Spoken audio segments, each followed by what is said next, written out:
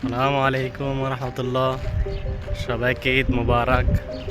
বাংলাদেশের ভাই বোন আত্মীয় স্বজন সবাইকে ঈদ মুবারক।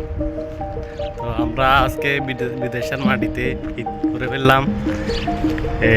কোরবানি ঈদের নামাজ পড়ে আসতেছি, রুই যাচ্ছি। তো সবাই কেমন আছেন গাইস? আশা করি সবাই ভালো আছেন।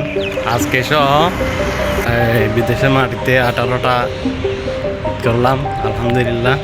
তো আমরা প্রবাসীদের সুখ হচ্ছে এরকম মনে মনে, ঈদের আনন্দ এরকম মনে মনে থাকে। আসলে এখানে প্রবাসীদের তেমন কেউ নাই এ দেশে। কারো ঘরে একটু যাবে, সালাম করবে, মোলাকাত করবে, দেখা করবে, একটু আনন্দ এনজয় করবে, সামাই লুডুস খাবে, এরকম নাই এই দেশে। তো এই জন্য বলছে প্রবাসীদের সুখ হচ্ছে মনে মনে। আর যারা ফ্যামিলি আছে বাংলাদেশে, আসলে প্রবাসীরাই একমাত্র কোরবানি দেয় ফ্যামিলিদের জন্য। আমাদের কোরবানি ঈদের নামাজ পড়ে আসতেছে, কিন্তু আমরা সারা বছরই কোরবানি দিচ্ছি এই বিদেশের মাটিতে, আমরা নিজেদের ফ্যামিলিদের জন্য। আর শেষমেশ এই প্রবাসীদের কোনো কিছু থাকে না, লাস্ট পর্যায়ে গিয়ে জিরো থাকে।